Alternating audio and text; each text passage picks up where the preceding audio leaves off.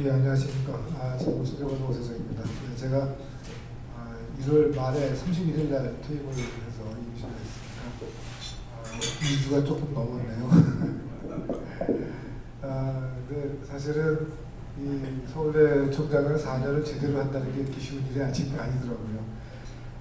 저희 학교, 서울대학교가 지금 역사가 1946년에 세워졌으니까 지금 77년 정도 됐는데 제가 29대 총장이거든요. 그러니까 한 명이 평균적으로 2년 반? 그렇게 못한 거죠. 근데 하버드가 우리보다 300년 더 역사가 높은데 지금 총장이 29대입니다.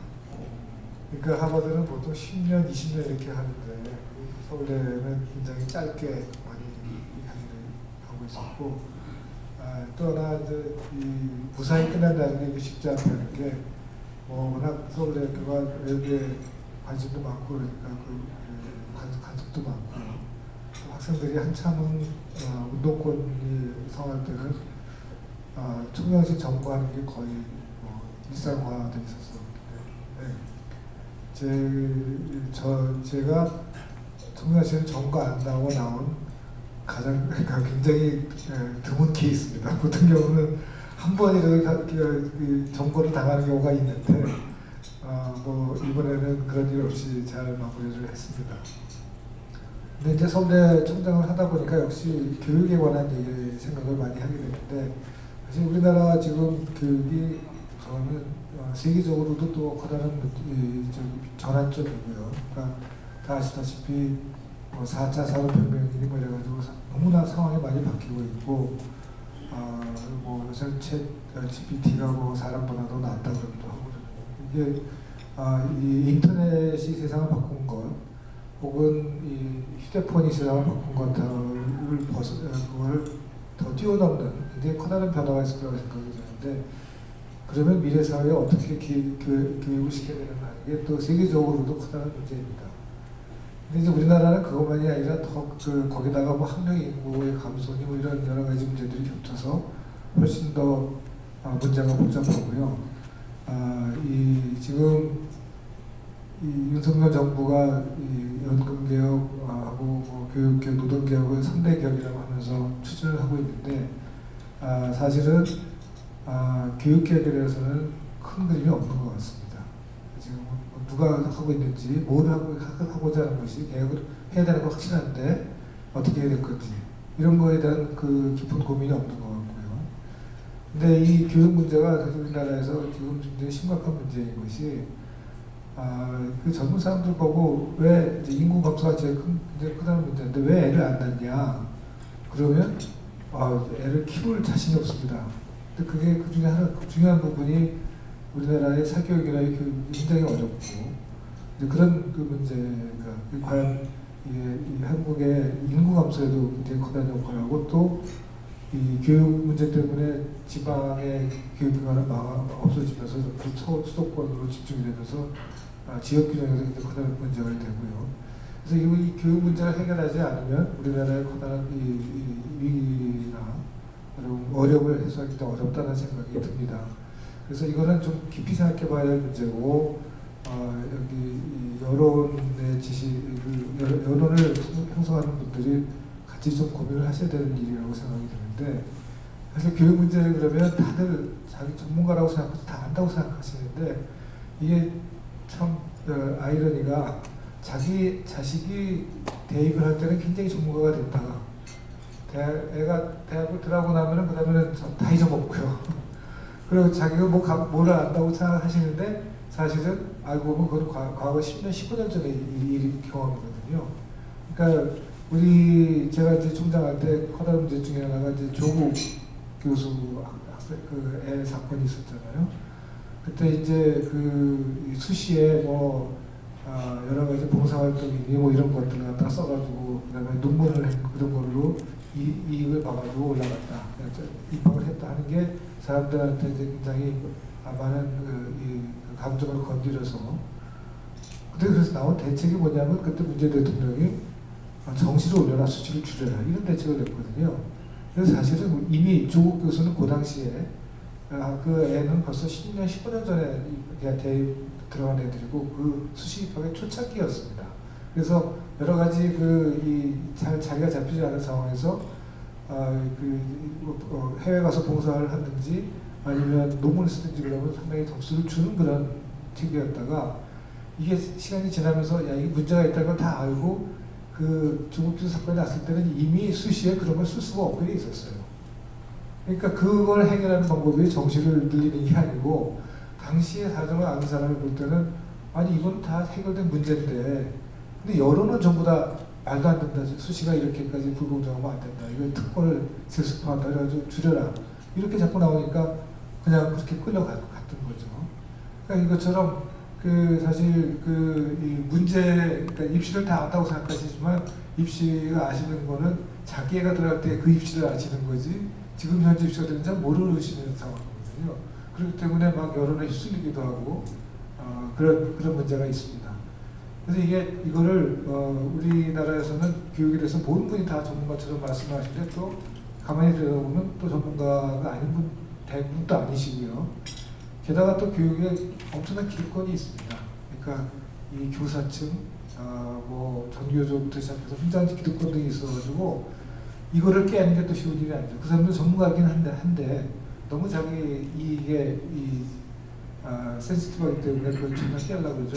제가 2015년 교육과정 개편을 할 때, 중고등학교 교육과정 개편을 할 때 그때 거기 개편 실무위원장을 맡아가지고 했는데 그때 이제 무슨 문제였냐면 간단한 그게 그때 박근혜 대통령 때였습니다. 그러니까 막 요새 IT가 막 뜨고 그러니까 코딩을 애들한테 가르쳐야 된다. 그래서 중고등학교 때 코딩을 집어넣자. 다 동의를 하죠. 그러니까 일주일에 한 3시간 좀 가르치면 좋겠다. 뭐 미국 같은 경우는 뭐 10시간씩 가르치고 이러니까 그래서 좋겠다. 다 동의를 하는데 근데 문제가 뭐냐면 중고등학교 교육의 이 교과 과정의 시수는 정해져 있습니다. 전체 애들 뭐 밤 9시까지 가르칠 수는 없으니까 전체 일주일에 몇 시간 해야 된다는 게 있는데 이걸 새로 집어넣으려면 뭔가 빼야 되잖아요. 뭘 빼냐는 거 가지고 엄청나게 싸웠습니다. 그러니까 우리가 생각하기에는 뭐 이런 거 좀 이 현실이 안 맞는 거, 그러니까 그때 뺀 거가 결국 공업 뭐 가사 이런 거였는데 여러분도 아직 제 애가 지금 대학원 다니고 있는데 저는 깜짝 놀란 게 저 때도 배웠지만 공업 가사라는 과목이 가정하는 과목이 있습니다. 그래서 뭘 가르치냐면 딸애인데 공업을 가르치는데 자동차의 내연기관을 가르쳐요. 이거 운전도 못하는데 뭐 내연기관이 어떻게 되고 이런 거 전혀 관심이 없죠. 그리고 남학생한테는 뭐 바느질 가르치고 과연 이게 이 중요한 시간에 그거 해야 되나 그 시간 수가 그 시간 좀 줄이자. 이제 그게 이제 대세였는데 그거를 반대하는 사람들이 엄청 많고 그거를 공청회를 하려고 그러면 그분들이 먼저 와가지고 자리를 차지하고 막 반대하고 파행을 일으키고 그러거든요. 근데 왜 그렇게 되냐면 시수를 1시간을 줄이면 전국에서 다 중고등학교 교사도 바뀌기 때문에 1시간을 줄이면 그 과목 교사가 1000명 내지 2000명 없어집니다. 자리가. 그러니까 그 과목을 하는 입장에서 볼 때는 이거 없으면 큰일 나는 거죠. 자기의 밥그릇이 없어진 거니까. 그러니까 이게 정말 그 이해관계가 엄청난 사람들이 전문가라고 하고 있고 그 사람들 자기 이해를 버리기 어려우니까 당연히 싸움이 나고 그러다 보면 전문가 아닌 사람들은 저게 왜 저러지 잘 모르겠어요. 그러니까 이거는 엄청난 그 저항이 있거든요.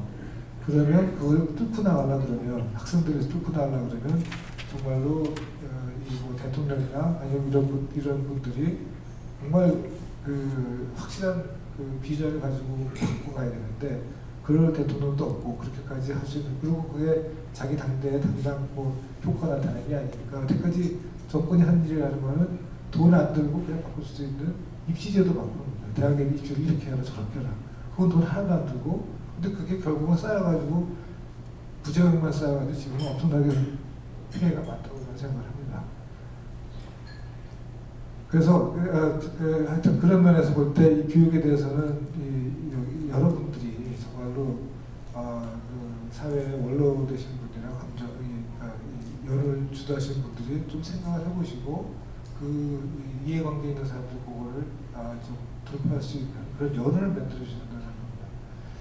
그래서 오늘 제가 발표할 사항은 이제 교육에 대해서 어떤 식으로 말씀드리려고 그러냐면 지금 교육이 엄청난 전환기입니다. 서울 한국만이 아니라 세계적으로 좀 큰 전환기예요. 그래서 이 미래, 근데 교육이라는 게 뭐냐 하면 미래 세대한테 앞으로 살아갈 사회에서 필요한 지식이나 능력을 가르쳐주는 거죠, 기본적으로. 그러면 자기가 그 사회에서 편하게 하고 싶은 일 하고 살 수 있게 하는 거죠. 그래서 이제 그거를 좀 말씀드리고 미래세가 어떻게 바뀔 거고 그러니까 어떤 인재성이 필요하고 그래서 제가 총장을 하는 동안에 서울대학에서 그나마 좀 노력을 해서 조금 바꾼 걸 말씀드린 다음에 한국 교육 전체에 대해서 같이 좀 고민하는 이런 자리를 가졌으면 합니다.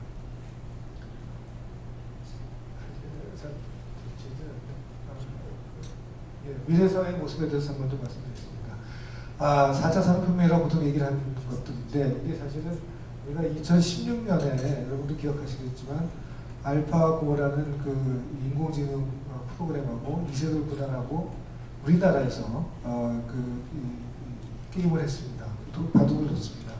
근데 사실 이 컴퓨터 업계에서 다 알려진 사실이 사람을 컴퓨터가 이길 수 있는 마지막 게임이 바둑일 거다.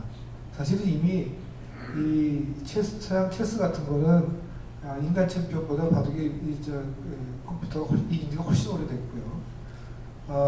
그래서 이세돌 구단이 우리나라에서 이걸 했는데 그때 전문가들의 예측은 5대0으로 이세돌 구단이 이기거나 5대0이나 4대1쯤 이기거나 이게 일반적인 예측이었습니다.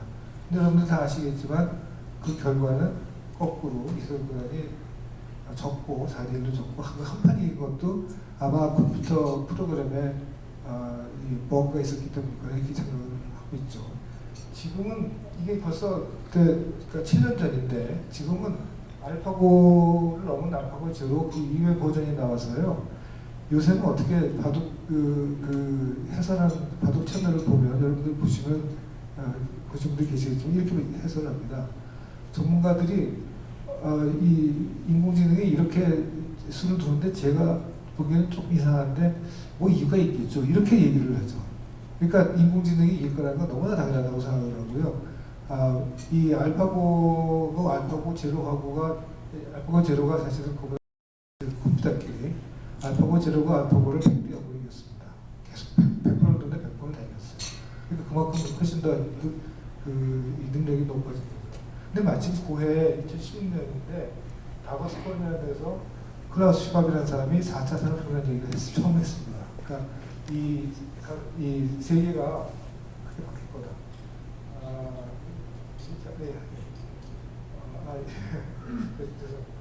그러니까 산업혁명이라는 게 뭐냐면 산업혁명이라는 게 기술의 변화에 따라서 생활이 바뀌는 거죠. 그러니까 기술은 계속 진보를 하는데 굉장히 획기적인 기술이 나와서 그러니까 생활 자체가 바뀌는 겁니다. 뭐 예를 들면 제1차 산업혁명이 이제 제임스 와트의 전기기관 때문에 생겼다고 얘기를 하는데 그거 생기기 전에는 유럽의 입장에서 보면 봉건 영주들이 자기 땅에서 식량도 만들고 뭐 옷감도 짜고 이렇게 해가지고 작업조력하는 게 대부분이었고 근데 이 전기기관이 생기면서 옷감을 짜는 게 사람의 손을 짜는 것보다 훨씬 더 효율적으로 빨리 짤 수 있고 싸게 짤 수 있으니까 공장이 생겼고요. 그맨들은 그리고 전기기관 기관차가 있으면서 그걸 날릴 수송을 할 수 있기 때문에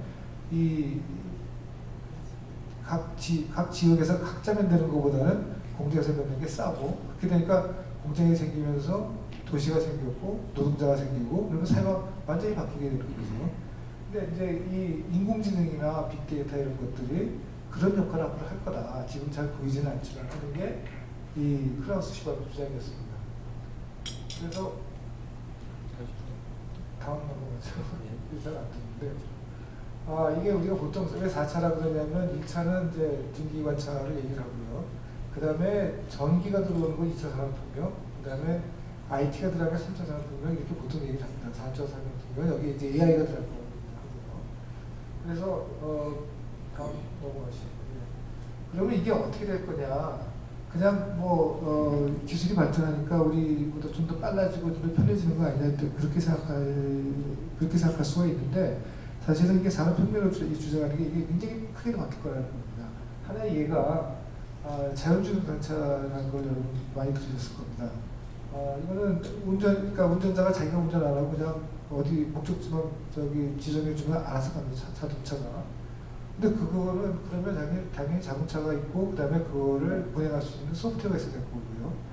그래서 그걸 자동차에 있어서 개발하기엔 너무나 소프트웨어 역할이 크기 때문에 뭐 엔진을 개선한다 이런 거는 자동차에서 직접 하지만 지금 보시면 여기 자율주행 자동차를 하기 위해서는 세계적으로 보면 이 포드는 구글하고 같이 하고 이 아우디는 엔비디아라는 그 소프트웨어 회사하고 이런 식으로 완전히 그 소프트웨어 회사하고 이 자동차 회사는 거의 동등한 대등한 자격으로 같이 쪽을 합니다. 그렇게 해야만 되는 일이고요.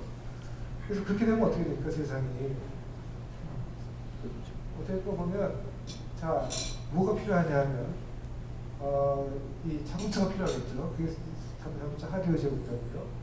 그 다음에 소프트웨어가 필요하겠죠. 그게 이제 자동차 소프트웨어 제공자인데 그게 이제 우리가 휴대폰을 생각한다 그러면 휴대폰의 아이폰은 폭스콘이면 되고 그 다음에 소프트웨어는 저기 애플에서 이제 팔고 있죠. 근데 생각해 보시면 자 내가 부산까지 간다 차를 타고 근데 자율주행 잘하면서 갑자기 속도를 높이는 거는 위험성이 있으니까 속도는 같을 거고요. 그러니까 4시간은 걸릴 겁니다. 지금은 운전하고 가니까 라디오만 듣죠. 근데 차가 자기가 알아서 간다 그러면 그 4시간 동안 뭐 하겠어요? 그 차 안에서 뭐 영화를 보든지 뭐 TV를 보든지 이럴 거 아니겠습니까? 그래서 사실은 그 컨텐츠 제공자가 굉장히 중요해질 거다. 그리고 그게 훨씬 더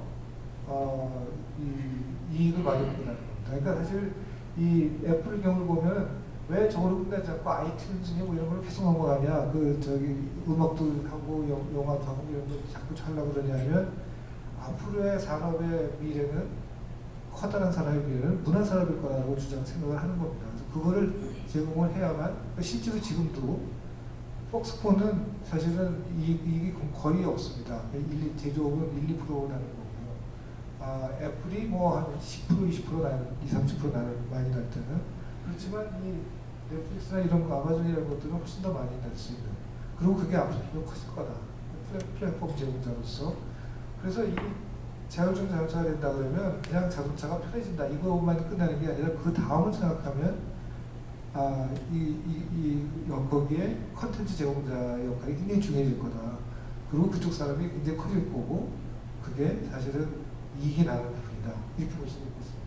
그러니까 사회가 바뀌는 거죠. 그렇기 때문에 4차 산업혁명이라는 말이 나오는 거죠. 근데 게다가 이제 사실은 코비드 사태라는 것이 이거를 이제 가속화했습니다. 그러니까 이 모든 게 비대면으로 되고 인터넷 되고 뭐 이런 것들이 굉장히 역할이 커서 초연결 인공지능 이런 것들이 좀 중요해진다. 대학의 경우도 인터넷 강의라는 것이 이미 그 기술은 벌써 뭐 20년 전에 다 돼 있었는데 거의 인터넷 강의 안 했거든요. 교수들이 싫어했고 애들도 역시 대면을 좋아했고 그런데 코비드를 할 수 없이 했잖아요. 그러니까 지금은 이 대면을 하는데도 불구하고 인터넷 강의를 하는 경우가 굉장히 많고요. 교수들이 외국 출장 가서 그냥 강의를 합니다. 옛날에 출장 가면 휴강을 했는데 그냥 강의를 하고 여러분들 모든 사람들이 주문 다 할 수 있게 됐고 그렇게 해서 요새는 많은 회의들이 같이 꼭 모여야 되잖아. 그냥 줌으로 하는 게 굉장히 많고 그래서 이게 이 코비드 사태가 그거를 훨씬 더 가속화시켰습니다. 그래서 그러면 이런 미래가 될 때 어떤 인지 자산이 필요하냐? 죄송합니다. 일단은 이게 뭐 지식기반 사회 특징이니까 네트워크가 중요하고 그다음에 고숙련 인력이 필요하고 표준화가 이제 좀 중요해지는 거죠. 그래서 잘못하면 이게 이제 양극화에 사실 잘못하면이 아니라 가만두면 당연히 양극화로 갈 것 같고요. 더 큰 문제는 뭐냐면 앞으로 일자리가 어떻게 될 건가. 그러니까 학생들이 교육을 받는 게 자기가 사회에 나가서 일을 할 수 있는 어떤 능력을 배우는 건데 일자리가 연구팀들하고 보면 지금 옥스퍼드 대학 같은 경우는 직업의 반이 있는 직업이 없어질 거야. 근데 그게 이제 과거의 이 기술 발전이라는 거는 주로 육체적인 힘을 갖다가 보완하는 거였습니다. 그러니까 뭐 사업주를 하는 대신 포크레인이 들어간다든가 이런 거였죠. 근데 이제 인공지능은 사람의 머리를 바꾸는 거잖아요. 머리를 대신하는 거잖아요. 그러니까 이 전문직들이 이제 영향을 받게 됩니다. 예를 들어서 회계사. 이거 아주 주어진 틀에 이 규칙에 의해서 이거 잘 된다는 걸 보는 거잖아요. 그걸 컴퓨터 훨씬 잘할 수가 있죠. 그러니까 의사, 변호사, 기자, 지금도 이미 신문에 일부, 예를 들어서 뭐 주식시장의 일이라든가 뭐 스포츠 게임의 경우는 이 AI가 컴퓨터 기사를 초보로 쏘옵니다. 사람이 나중에 그걸 갖다가 확인을 한번 하지만, 왜냐하면 패턴이 빠르기 때문에. 그리고 변호사도 사실은 훨씬 더 많은 이 판례를 메고 있을 거고요. 의사도 굉장히 학생들은 굉장히 미래 추세에 민감한 것이, 의사 서울대학교에 보면 그러니까 의사 중에서 그러니까 과가 여러 개가 있는데, 옛날에는 내과, 외과가 굉장히 중요한 과라서 굉장히 인기가 있었는데, 요새는 그거보다는 피부과, 안과, 그 다음에 영상의학과 굉장히 인기 있었습니다. 왜 그랬냐면 의사들이 제일 싫어하는 게 밤중에 이모저씨 때문에 튀어나가는 거예요. 그러니까 의사가 그거 안 했으면 좋겠거든요. 영상의학과는 MRI나 뭐 CT 찍어 가지고 판독만 하는 거기 때문에 이거 밤에 뛰어나가는 게 없죠. 사실 근무 시간에 맞춰서 하면 되니까. 그래서 영상학과 굉장히 인기 있는 과였습니다. 지금 굉장히 인기가 떨어졌습니다. 왜냐하면 AI가 이걸 할 수 있거든요. 판독한다는 게 AI가 먼저 판독을 하고, 지금은 의사들이 나중에 확인을 하긴 하지만 사실은 IBM에서 나오는 그거에 영상의학과의 판독하는 걸 보는 게 AI가 처음 거기에 응용한 걸 보였습니다. 이런 식으로 이게 바뀔 거예요. 근데 더 큰 문제는 이 일자가 많이 사라질 거다. 이거 기기가 대신할 거니까. 이제 그런 의견도 있고요. 아니라는 의견도 있습니다. 그러니까 이게 사람의 욕망이 있는 한 일자리는 줄지 않을 거다라는 의견도 있는데, 여기 나와 있는 거는 월드 에코노믹 포럼에서 처음에 연구했을 때는 많이 줄을 거라고 얘기를 했는데, 그 다음에 또 다른 팀이 연구를 했는데 꼭 그렇지 않다. 왜냐하면 이게 새로운 기술 나오면 없어질 직업은 눈에 보이거든요. 지금 있는 거가 대체할 수가 있으니까. 뭐 회계사 많이 줄어들 거다. 근데 새로 생기는 직업에 대해서는 굉장히 생각하기 어려운 상상력이 필요한 거죠. 예를 들어서 1차 산업혁명 때 방직기가 나오니까 당연히 길쌈 받은 사람 수는 많이 줄었죠. 그건 눈에 보이는 거. 당연히 예측할 수가 있는데, 근데 이 공장에서 옷감을 짜면서 그 다음에 나온 게 뭐냐면 염색 기술이 나오고, 그 다음에 패션이 나오고, 모델이 나오고, 그래서 패션 인더스트리가 새로 생겼거든요. 그러니까 사람들이 옷을 멋있게 입고 싶어 한 것 때문에 과거에는 못했던 것이 새로운 기술 때문에 생기는 거죠. 그러니까 새로운 직업도 많이 생길 겁니다. 근데 우리가 지금 잘 모르니까 얼마나 생길지 모르는데, 그래서 다음에 나온 연구 보고서는 줄지는 않을 거라는 보고서가 있습니다. 근데 그 두 보고서에 다 공통적인 문제가 뭐냐면, 이 주장이 뭐냐면, 올해 초등학교 입학하는 학생들의 3분의 2 정도는 현재 없는 직종에서 할 거다. 그리고 사람들이 지금 초등학교 들어간 학생들은 일생 동안에 8번 직업을 바꿀 거다. 그게 8번이 몇 번인지 모르겠는데 굉장히 다른 일을 많이 할 거다, 일생 동안에. 그러니까 과거처럼 나는 이 조선의 전문가야, 조선공학자야. 그래가지고 일생 동안을 현대중공업에서 일하고 끝나는 그런 식은 이제 있을 수 없다. 계속 바뀔 거다. 그리고 3분의 1은 없는 직종이다 그러니까 앞으로 어떤 직업을 할지 모르니까, 그러면 어떤 일을 할 때 필요한 능력이 뭐지? 이것도 모르는 거죠. 그러니까 우리가 교육이라는 걸 할 때는 처음에 국민 개교육 시킬 때 보면 공장에서 일할 때는 이러이러한 최소한의 문해력이 필요하고, 그다음에 디스플린이 필요하니까 이런 걸 가르쳐야 되겠다는 게 있으니까 학교에 커리큘럼 생기고 다 그랬는데, 그리고 지금도 대학에서 조선공학과 그러면 조선공학자로서의 전문 지식 이런 거가 필요하다고 해서 이렇게 해놓고 그거를 가르치고 내보내는 건데, 앞으로 없는 직업이 생기는, 어떤 직업이 생길지도 모르고 어떻게 해야 될지 모르는데, 그러면 교육을 어떻게 시킬 거냐? 그것도 굉장히 고민되는 거죠. 그러니까 교육의 그 패러다임이 지금과는 이제 다른 형태가 되는 거죠.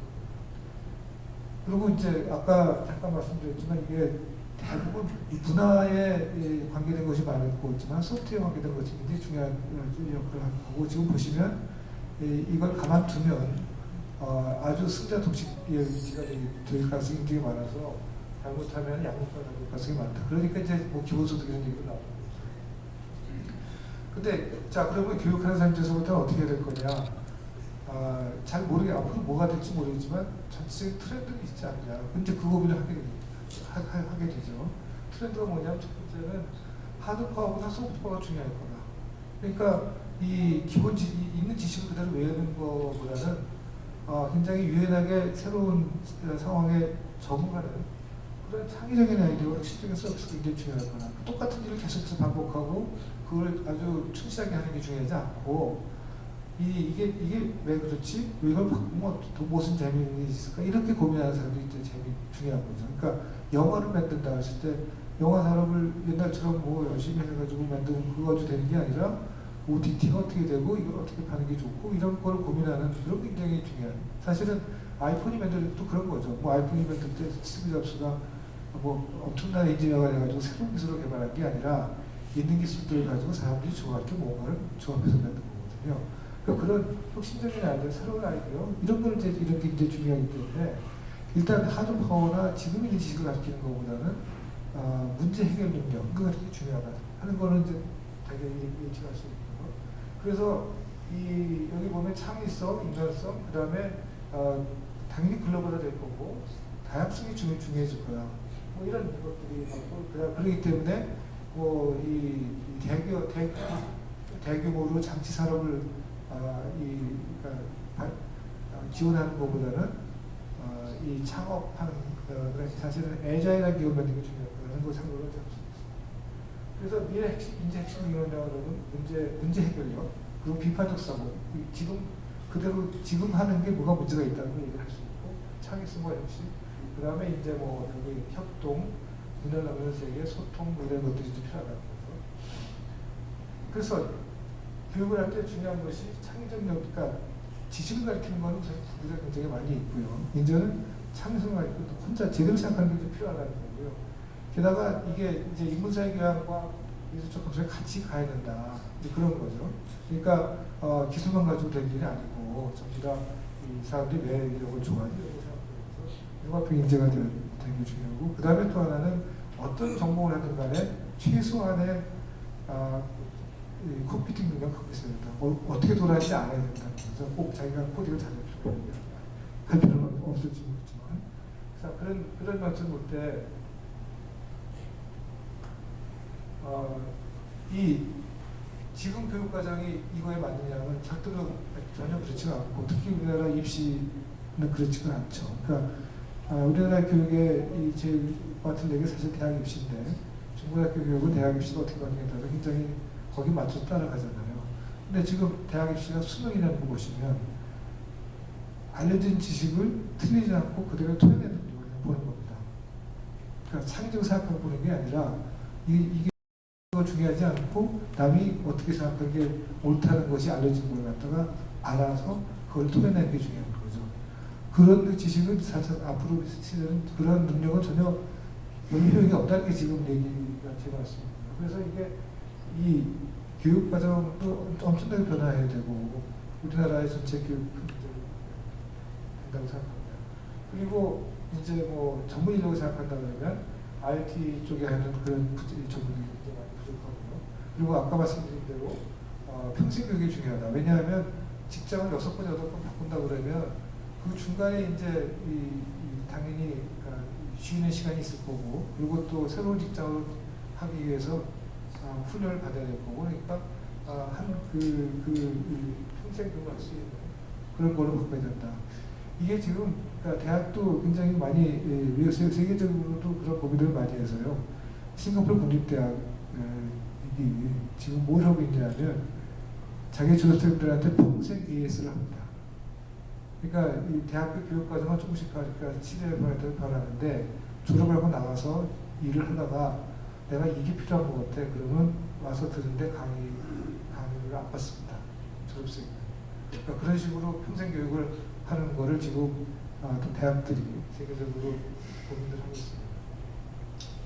이 문제는 세계적으로 다 중요하다고 생각하니까 고민을 하고 있고요. 그럼 서울대학이 그동안에 어떤 일을 했냐? 저 혼자 한 일은 아니고 이런 트렌드를 보면 우리의 교육과정을 바꿔야 된다는 거 너무나 당연하게 보이고요. 게다가 우리나라의 중고등학교 교육이 워낙 틀에 맞춘 교육이라서 이거를 이 버릇이 그렇게 들어있습니다. 그러니까 거의 10년 동안을 초등학교부터 중고등학교까지 선생님이 가르치는 걸 제대로 그냥 잘 복사해서 그냥 잘 대답하는 학생이 굉장히 우수한 학생이었고 그렇게 배워왔기 때문에 서울대학에서 어떤 연구 교수가 서울대학은 누가 어떤 학생이 A 플러스 받는가를 찾았었습니다. 근데 어떻게 이 연구 교수가 서울대학에서 학점이 좋은 애들, 굉장히 좋은 애들은 300명 정도 인터뷰를 했어요. 너는 어떻게 공부를 하길래 성적이 좋냐? 걔네들의 공통적인 대답이 수업 시간에 교수의 농담까지 받아줬습니다. 그리고 너하고 선생님하고 의견이 틀리면 어떡하냐? 무조건 선생님 말을 따릅니다. 그런 애들이 A 플러스를 받아요. 그러니까 서울대 교육도 문제가 있는 건데 그게 중고등학교 때 그렇게 배워온 거죠. 근데 사실은 그런 학생들은 사실 그런 지식은 이미 구글에 다 있는데 우리 미래에서 꼭 필요한 사람들이 아니잖아요. 그래서 창의적인 인재를 키워야 된다. 근데 학생들이 10년 동안 그렇게 훈련을 받아왔기 때문에 또 한 가지 커다란 문제점 중에 하나가 학생들의 문제점 중에 하나가 요새 고등학교 내신이 상대평가잖아요. 그래서 자기 반이 옆에 친구가 협력자가 아니라 경쟁자입니다. 내가 쟤보다 나아야지만 내신이 올라가니까. 그래서 같이 일을 하는 걸 굉장히 싫어해요. 그래서 학교에서 그러니까 팀으로 뭐 과제를 내라고 그러면 대부분 애들이 싫어합니다. 쟤는 그냥 놀고 그냥 먹고 내가 다 책임진다고 이런 느낌들이 있고 그래서 같이 하는 걸 싫어해요. 그러니까 그 두 가지가 굉장히 커다란 문제라고 생각하는데 그래서 우리들이 서울대학에서 하려고 하는 것들이 창의적인 녀석 키우고 디지털 능력 키워야 되고 비판적 수업 이거 키워야 된다는 거가 굉장히 우리 교육의 목표가 되었다고 생각을 하고요. 그래서 이제 몇 가지만 예를 들겠습니다. 이게 다 가지 못하고 서울대학교라는 데가 워낙 또 경직된 조직이고 학교 안에 장벽이 높기 때문에 마음대로 이게 또 총장이 마음대로 할 수 있는 것도 없고 그렇긴 하지만 조금씩 이제 바꿔가는 건데 그 중에 하나가 학생 설계 전공이라는 걸 도입했습니다. 우리 보통 전공이라 그러면 전 물리학 전공을 했는데 그러면 물리학을 한 교수들이 필수 과목은 요거 선택 과목 중에서 몇 과목 듣고 그러면 너는 물리학 학사야 이렇게 이제 얘기를 하는 거잖아요. 그러니까 사실은 공급자가 교수가 설계 전공이 뭐라는 걸 디파인 하는 거죠. 학생들이 볼 때는 거기 나이된 전공하고 다른 걸 하고 싶을 때가 있을 거예요. 예를 들어서 요새 조그만 뮤지엄이나 음악 하는 이런 것들이 미술관 이런 것들이 이제 많이 개발이 되는데 거기 경영을 하고 싶다. 예술 경영. 그러니까 예술도 하면서 미술관이나 뮤지엄을 경영할 수 있는 걸 하고 싶다. 그런데 서울대학에 예술하는 음대미대도 있고 경영하는 경영대학도 있지만 예술 전공의 전공은 없거든요. 그러면 내가 그런 걸 하고 싶으면 자기가 예술 전공이나 전공으로 하겠다고 하고 이러이러한 과목을 듣고 이러이러한 과목을 들어서 이렇게 해서 제가 조정하겠습니다라고 제안서를 써내면 교수들이 있는 그 위원회에서 그거를 승인을 하면 얘가 졸업할 때 전공이 예술 전공 이렇게 나옵니다. 그러니까 자기가 없는 학교에서는 오퍼하지 않는 전공을 자기가 만들어 나갈 수가 있고요. 그거를 한 4, 5년간 시범을 하다가 작년부터 이게 모든 학생이 할 수 있게 만들었고요. 이제 그러다 보면 이제 이 학생들이 잘 모를 수가 있으니까 교수들이 좀 도움을 줘야 어드바이스 해줘야 되는데 그런 센터를 만들었고 학생들한테 굉장히 그러니까 정말 도전적인 학생들은 이걸 하고 싶어합니다. 다음에 이제 그래서 이게 하나의 예가 뭐냐면 네가 생각해라. 그냥 주어진 떡을 먹지 말고 내가 떡을 만들어내는 거거든요.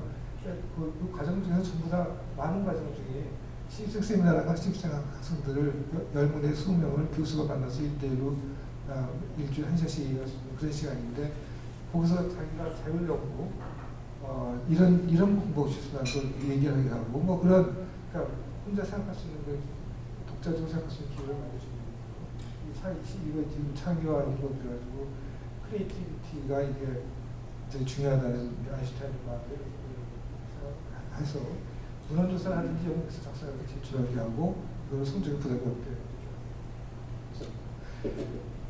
그다음에 융합형 인재라는 게 이제 우리 중고등학교 때부터 다 문과이과 나누기 때문에 문과 학생들은 수학 싫어하고 이과 학생들은 사회 싫어하고 이렇게 이러는데 사실은 사회가 이게 사회가 왔을 때는 이게 다 같이 뭉쳐져야 되는 거기 때문에 과목에서 융합형으로 가르치는 것이 필요하다고 생각을 했습니다.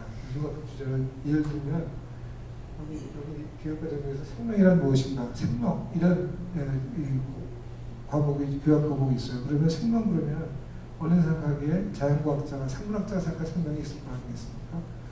그 다음에 철학자가 생각할 생명이랑 다를 거고요. 그 다음에 사회과학하는 사람들이 법인 이런 것도 생명이 있는 거라고 볼 수 있으니까. 그래서 생명이라는 주제를 가지고 일주일에 3시간을 하긴 하는데 1시간은 뭐 자연과학자가 들고 다음은 철학자가 들고 이런 식으로 해서 과목을 공통으로 운영하는 겁니다. 그래서 학생은 앉아가지고 이 생명이라는 단어 하나 가지고 이렇게 여러 가지 생각할 수 있구나 하는 것을 한꺼번에 받아들일 수 있는 제가 굳이 여기저기 찾아가지 않더라도 그런 걸 이제 학교에서 공부를 하는 거죠.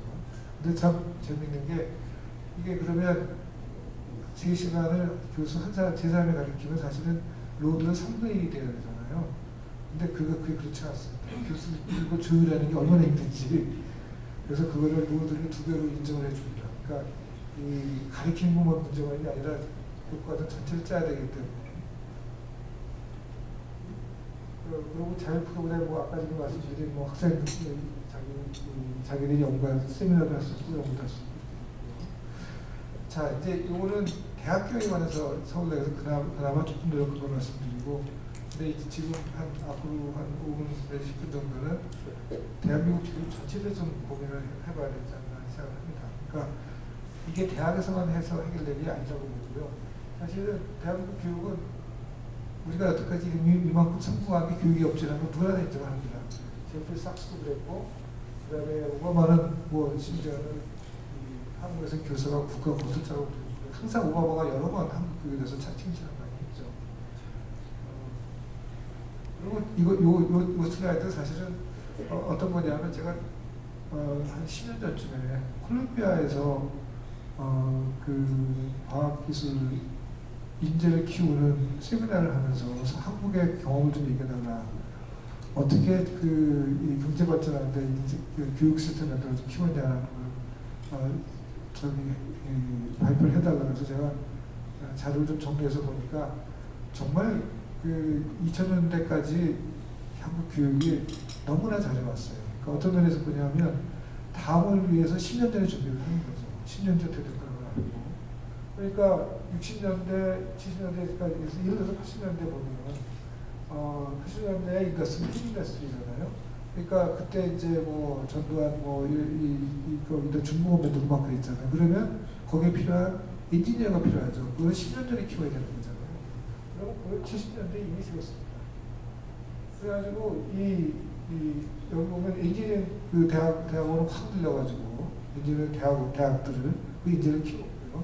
그러니까 그 전에는 간에 그러니까 가발 뭐 이런 가기 위해서 전문 대학을 키웠고, 그다음에 IT로 넘어가면서 반도체도 한다고 그럴 때 그때는 또 대학원을 키우기 시작했고 그 전 10년 전에 이런 식으로 굉장히 빨리 10년 후에 우리가 뭘 할 것 같은 거를 아마 알고 했는지는 모르겠지만 하여튼 그 전에 시스템을 다 학교의 시스템을 맞춰가지고 인력 공급을 제대로 한 거죠. 아마 일본을 많이 참조했을 거라고 생각하는데 어찌됐든 간에 그 전체 시스템으로서는 교육의 그로서는 굉장히 잘한 겁니다. 그래서 사실 교육이 우리나라 발전에 큰 영향을 줬고 인재를 제대로 했다. 근데 지금은 어떤가? 그때는 물론 그때도 입시가 굉장히 심하고 그랬지만 학생들이 자기 그렇게 가면 자기 앞이 괜찮다, 뭐 성공하면 이런 게 있었기 때문에 입시 때 문제점이 있다고 얘기는 했지만 큰 불만이 있었던 건 아니었는데 지금 보면은 학생들은 공부가 재미없다. 열심히 공부도 남는 게 없다. 심지어 서울대 학생들도 서울대까지 들어와서 굉장히 지금 실망을 하는 게 얘들이 10년 동안 열심히 해가지고 자기는 반에서 1등하고 학교에서 1등하고 전교 1등하고 이렇게 들어오잖아요. 그런데 보면 이 문과 같으면 졸업생 중에 자기가 원하는 직장을 갖는 애들은 3분의 1밖에 안 되고 3분의 1은 직장을 얻어도 마음에 안 들거나 아니면 직장을 못 갖거나 이게 선배들이 이렇게 보이는 거죠. 그리고 이과는 원하면 대기업 갑니다. 저희 삼성전자나 현대나 다 갈 수 있는데 그 선배들이 한 5, 6년 있으면 나오는 사람들이 반 이상이에요. 이게 뭐지? 그러니까 학생들이 들어와서 그냥 그렇게 자기 성공했다고 생각하는데 들어와서 보니까 자기 선배들 보니까 앞길이 그렇게 밝아 보이지 않는 거거든요. 그러니까 막 그만두고 의대를 가고 이런 애들이 생기는 거고 학생들을 요새 신입생이 들어오면 우리가 심리 테스트를 하는데 한 3분의 1 정도가 심리 상담이 필요하다고 생각되고요. 10% 정도는 정말로 시리어스하게 이걸 뭔가 해야 된다는 그런 그 결과가 나옵니다. 애들이 행복하지 않습니다. 굉장히 사실은 능력은 과거보다 훨씬 더 외국어 잘하지 뭐 다 잘하는데 능력은 출중하지만 행복하지는 않아요. 부모들은 학교 너무 비싸고 사고 나왔다고 얘기하고 기업들은 또 대학에서 키운 애를 보면 쓸 거 없고 처음부터 재교시켜준다고 그러고 대학 교수들은 학생들이 그렇게 열심히 공부하는데 지지도 떨어지고 있다고 보고 있고요. 전공부에 관심이 없고 취직에만 관심이 있다고 또 불평을 하고 소수부 의사들은 이거 너무 잡일이 많고 학생들 진짜 너무 힘들다. 언론에서는 대학은 세계 수준을 따라하지 못한다. 라는 얘기지만 교수는 처박통을 지키려고 계속 계약에 저하고 있다. 이렇게 불평을 하고 있고 전문의들은 출산도 포기하고 결혼도 포기한다. 이 교육이 사실 지금 굉장히 중요한 원인적입니다. 이게 왜 이렇게 됐냐? 제가 좀 분석을 해보면 서로 모순되는 요구들이 많은 겁니다. 첫째가 하나가 이 교육학자들이 계속 주장하는 게 학생들이 학습 부담을 경감시켜야 된다. 그러니까 너무 애들이 교시에만 있고 너무나 많은 거한테 지식을 집어넣으면 그럴 필요가 없는데 맞는 얘기예요. 근데 또 학력을 중지된다는 걸 공부시켜야 되잖아요. 일본이 9월에 따라서 유도리 분석을 시켰다가 이게 학력이 너무 많이 떨어져가지고 뭐 이게 팀스나 뭐 이런 데서 과학이나 수학에 관한 능력을 전국 세계적으로 테스트를 해보면 많이 떨어졌거든요. 실제로 우리나라도 떨어지고 있습니다. 우리나라 옛날에는 수학이나 과학에서 거의 항상 세계 1, 2등을 했는데 지금은 10위권까지만 내려왔습니다. 많이 떨어졌고요. 근데 어쨌든 학습 부담을 경감시켜야 된다는 거는 다른 자기남들 살 수 있는 그런 이 시간을 가져야 된다는 걸로 이제 그 교육부에서 주장하는 건데 그 말은 맞는데 지금 문제는 뭐냐면 학습 부담이 경감이 되는 게 아니라 그 시간이 남는 시간을 가지고 사교육을 하는 거고 그 사교육이 있는 그 지식을 계속해서 반복해서 실수하게 하는 그 문제입니다. 그 다음에 학생들 선택권 강화와 내신 정보비 이게 이제 이 하나 예를 들어보면 이게 제가 90년대하고 고등학교 과학교육 2015년대로 보면 우선 필수 이수 아니고 확 줄였습니다. 과학에서. 그리고 이 과학에 대한 태도도 많이 바뀌었고요. 과거에는 이게 굉장히 중요하다고 생각하다가 지금은 이게 구제가 굉장히 중요한 범위가 된다는 얘기하고 이렇게 그렇기 때문에 예를 들어서 이 수능에서 그러니까 과학은 1과 2가 있습니다. 1은 기본 공통 과목이고요. 2가 이제 좀 지모 과목입니다. 그러니까 물리학 하는 학생들은 아니면 공대에 기계과 전자과 학생은 당연히 물리 2를 하고 들어와야만 대학에서 가르치기가 거기에 맞춰서 가르치는데 수능에서 물리 2를 보는 학생들이 전체 1%가 안 됩니다.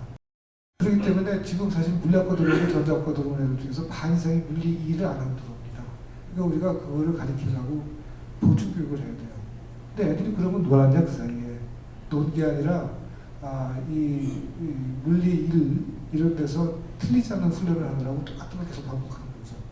그거보다는 차라리 좀 높은 수준의 교육을 해야 돼요. 사교육학자 수준은 높은데 하여튼 쉬운 수능 적자 이거 이제 뭐 수능이 쉬워지니까 하나 틀리면 완전히 나라로 떨어지는 이런 겁니다. 그러니까 1등급이 3등급이 되고, 그러면 서울대학을 생각하는 애들이 뭐 이 서울에 인서울이 좋은 대학을 희망을 버려야 되는, 그러니까 굉장히 어떻게 보면 유행이 되는 거예요. 아까 등록금 좀 지적하고, 그다음에 거기서 투수 확대하고 완전히 또 서로 모순이 되고, 이런 여러 가지에 대해서 총체적으로 우리가 한번 고민을 해봐야 되는데, 저는 이 고민의 이 근본은 합의할 게 있어야 되잖아요. 그 합의하는 게 뭐였냐면, 그러니까 뭐 여러 가지 얘기를 할 수도 있습니다. 학생 이 등록금이 너무 부담되니까 줄여주자. 근데 투자는 해야 된다. 둘 다 이제 일리가 있는 얘기인데, 그 최선의 목표는, 그러니까 가장 기본적인 그 원칙은 저 뒤에 얘기했듯이 자신에게 어울리는 걸 발견하고 그 기회를 만들어주는 것이 행복의 비결이고, 이게 교육의 역할이라고 생각합니다. 그렇게 거기에 맞게 이 시스템을 이게 우리가 운영을 하느냐에 고민을 하는데, 그게 아마 가장 중요한 일일 거라고 생각합니다. 그래서 대학 입시가 지금 사실 구체적으로 제일 중요한 문제인데, 지금 교육부 장관도 대학 입시 건드리지 않겠다고 했거든요. 아무것도 안 하겠다는 얘기를 한 거고요. 국가교육위원회에서 우리가 해야 되는데 입시작도 안 하고 있고요. 그리고 그다음에 근데 대학 입시는 상당히 이념적이기 때문에 실질적인 논의를 해야 된다고 생각합니다. 그러니까 자기 이념까지만 얘기하면 안 된다고 생각하고, 입학전형에 예측까지 6송으로 해서 이 대에서 이제 안정영 교수라고 교육부장을 2번 하신 분이 책을 쓰셨는데, 이때 정권의 임기를 뛰어넘는 입시 교육위원회에서 만들어야 된다. 이게 이제 우리 지금 국가교육위원회의 아이디어인데, 과연 이게 될까 지금 사실은 좀 걱정이 많이 되고요. 그다음에 대학들이 지금처럼 사회로 해서 똑같은 줄로 쓰면 안 되고, 다른 대학들이 생깁니다. 마지막으로 말씀드리면, 일단은 한국 교육의 획기적인 패러다임이 필요하다. 이거는 정말로 처음부터 근본부터 바꿔야 된다고 생각하고, 특히 요새는 이제 인공지능이 많이 발달했기 때문에 개별적인 교육도 가능하고 해서 이 과거에는 하기 어려웠던 일들도 가능합니다. 입시를 개선해야 되고요. 대학도 물론 이 수료학통, 그다음에 학문간의 장벽을 너무 높게 하는 걸 다 줄여서 융합적이고 소통력을 키우는 그런 대학이 되도록 노력을 해보고 있습니다. 이걸로 제 발표 마치겠습니다. 예, 감사합니다.